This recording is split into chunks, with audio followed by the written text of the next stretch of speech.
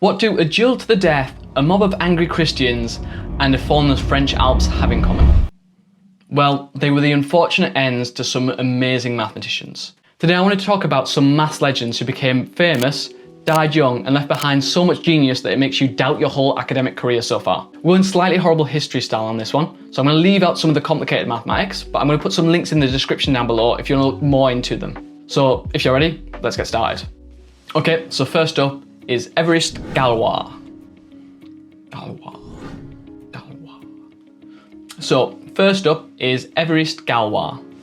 He's known as one of the best pure mathematicians, creating a whole new branch of mathematics named after him called Galois Theory. It's kind of a branch off of group theory, the kind of maths that kind of always makes my head spin and still confuses me to this day. A quick look at what Galois Theory is. So imagine you're trying to solve a quadratic, something simple like x squared minus 1 equals 0.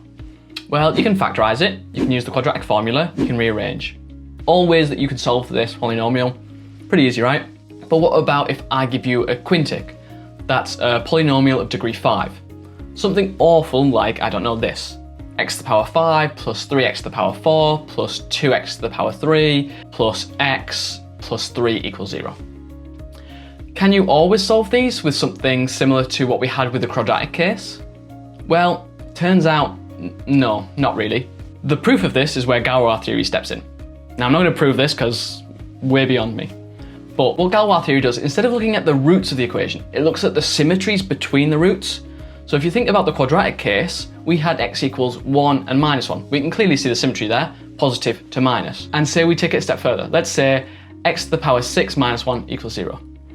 Now, if I plot these roots, and you can see there's some obvious symmetry here, each root is just a rotation.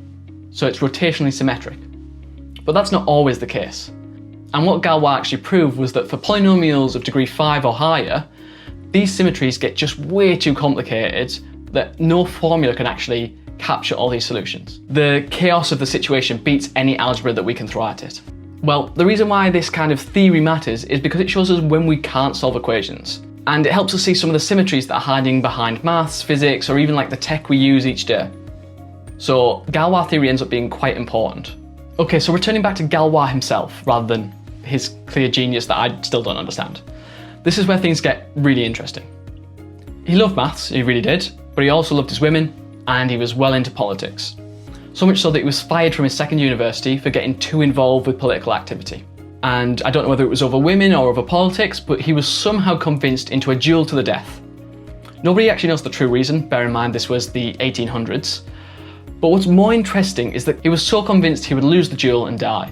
So much so that he spent the few days before, instead of practicing his aim or his shooting skills, instead wrote down all of the mathematical work that he had, compiled it all into a few notebooks, and these were later named his final mathematical testament.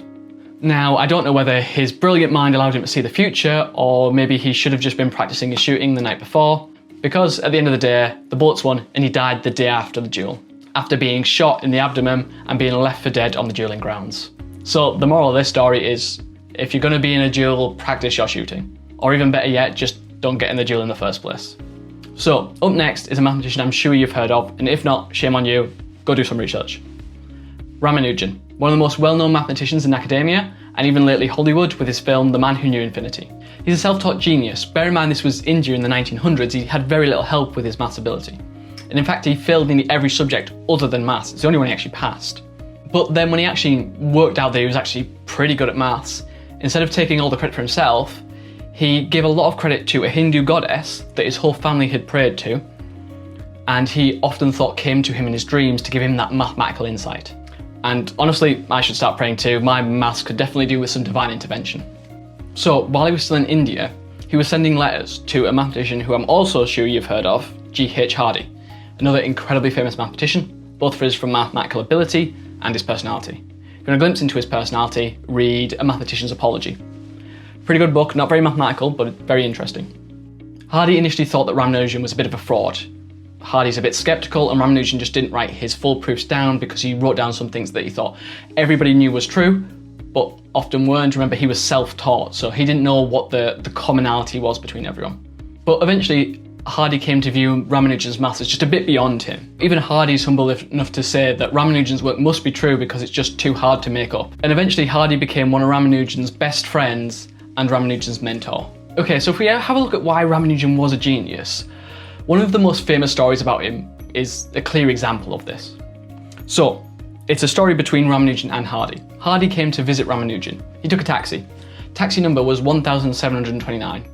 To me and you, pretty standard numbers. Same to Hardy. Hardy even commented that the number's quite boring. Ramanujan, on the other hand, was like, it's not a boring number.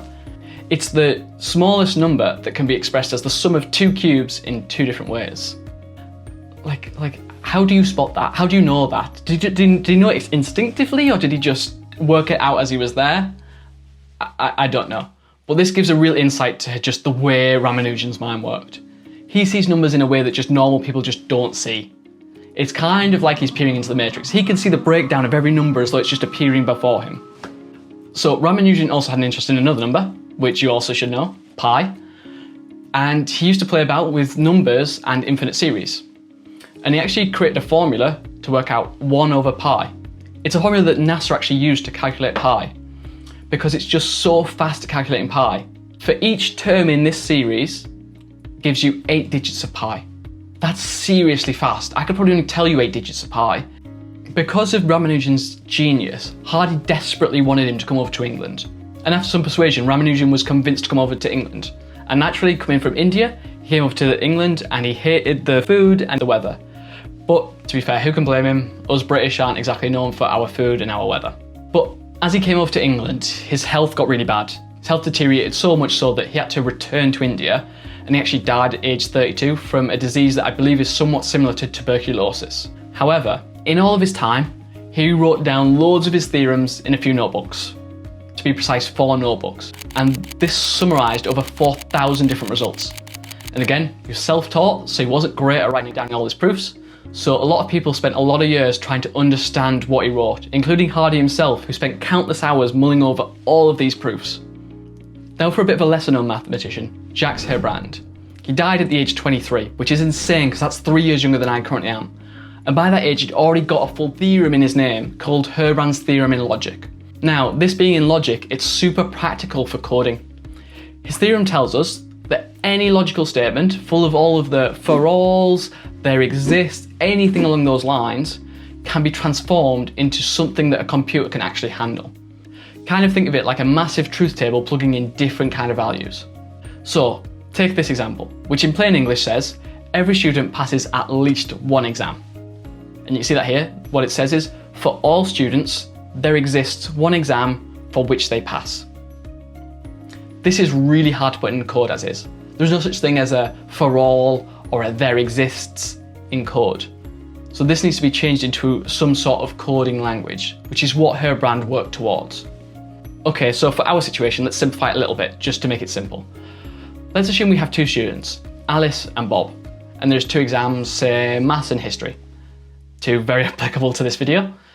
Herbrand's method lets us write this complicated logical statement instead as a combination of or and gates. So this statement says that Alice passes maths or she passes history. And Bob passes math or he passes history. So in total this says Alice passes one of maths and history and Bob must pass one of maths and history. So they both must pass at least one of those exams. So we've turned this complicated logical statement into just some true and false statements that can be easily parsed into a computer to check, whether that be through truth tables, for loops, whatever. So we kind of simplified this into just a small, easy to understand example, but imagine it's much more complex. Herbrand's theorem allows us to take complicated abstract logic and convert it into concrete checkable cases. So lots of different cases that we can just run through and check. And now it's become so useful that there's a full coding language based on this theorem. It's called Prolog. It's essentially just Herbrand's theorem running in code. It tries to do all the possible cases and match them up till it finds a solution, whether it's true or it's false. Okay, so returning back to Herbrand himself, how did he die at 23? Now, Herbrand, along with his love of maths and logic, also loved mountaineering. Imagine he's in France, he's got all those French Alps that he can climb in paradise. So he didn't just do a little bit of mountaineering, he did a lot. He was quite experienced, He did a lot of it in his spare time, which is why it's such a surprise that while he was on a descent in the French Alps with a group of people, he took a misstep. He slipped and he died, which is a real shame. Who knows what more he could have done helping us towards improving computer language if he'd been alive a little bit longer. So, the moral of this story, stay indoors. Never, ever, ever go outside, and preferably stay somewhere near a chalkboard. Always safety, bit of cover, you know. So for this one, let's move to a much, much earlier time, back in ancient Roman times.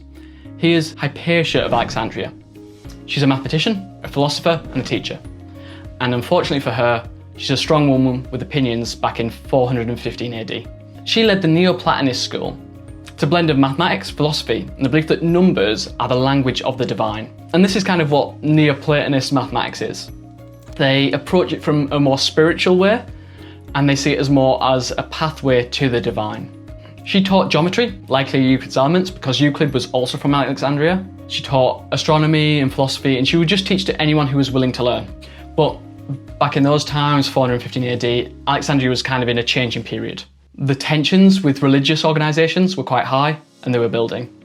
And Hypatia was a woman with a lot of influence and intelligence because she was teaching those political leaders. She eventually became a target for a mob of angry Christians, who literally dragged her from her chariot and killed her with literal pottery shards. So you can imagine pots smashed up.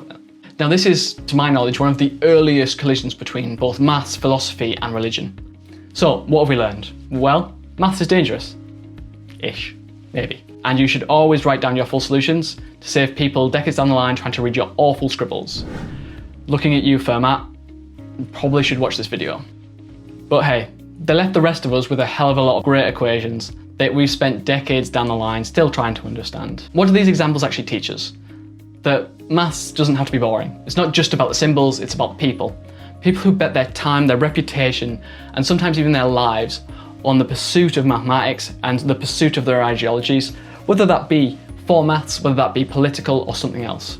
Remember, behind every theorem that you work on, there's been someone who's worked hard to understand it, sometimes with chalk, sometimes with pistols. Now, I hope you enjoyed this video. It should be coming out sometime after exams, so I hope they all went well, and I kind of wanted to give you a break before I go into some more maths heavy subjects. So please give me a like if you enjoyed the video on the history of maths and want to see more, and hit that subscribe button before I challenge you to a duel. And I'll see you in the next one, if you're alive by then.